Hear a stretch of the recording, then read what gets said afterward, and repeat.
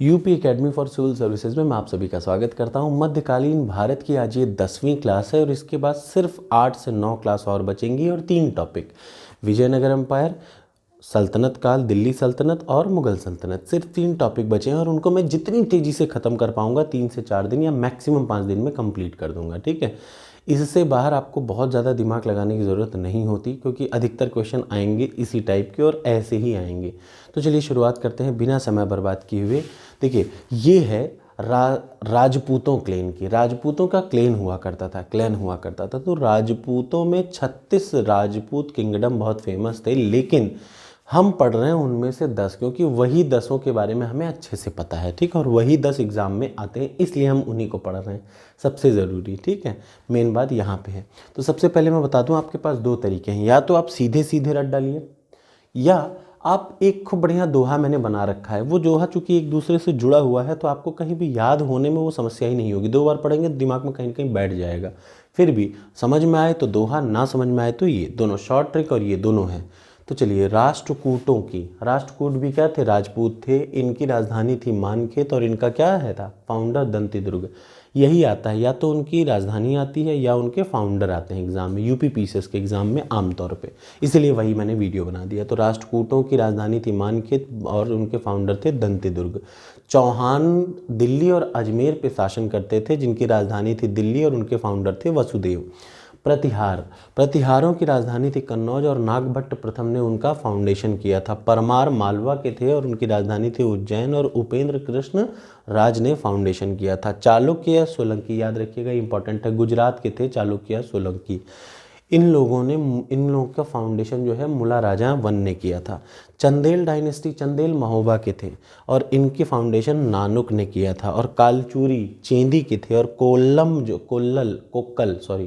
Kokalla one ने इनका foundation किया था। ये आया है, याद रखिएगा। सिसोदिया वंश मेवाड़ में था, चित्तौड़ इनकी राजधानी थी। राणा हमीर ने इनका फाउंडेशन किया था। और सबसे लास्ट गढ़वाल कन्नौज में थे और इनके जो फाउंडर थे वो थे चंद्रदेव। अब ये तो है आपको जल्दी से पढ़ाने का तरीका, लेकिन अब एक शॉर्ट ट्रिक भी हमेशा याद रहनी चाहिए कि मान लिया, देखिए ये हमेशा आपको याद नहीं रहेगा, लेकिन शॉर्ट ट्रिक चूँकि एक दूसरे से जुड़ी हुई है, एग्ज़ाम तक में आपने वो लाइन याद कर ली तो आपको लास्ट तक में दिक्कत नहीं होगी। फिर भी ये आप पे है, आप कैसे करना चाहते हैं। मैं उसी हिसाब से मैंने रट रखा है ताकि जब एग्ज़ाम में आता है ना तो मुझे वो याद रहता है तो सीधा क्लिक करता है। तो चलिए, वसु की चाहत दिल में थी, वसुदेव चौहान दिल। ठीक, वसु की चाहत दिल में थी, वसुदेव चौहान दिल।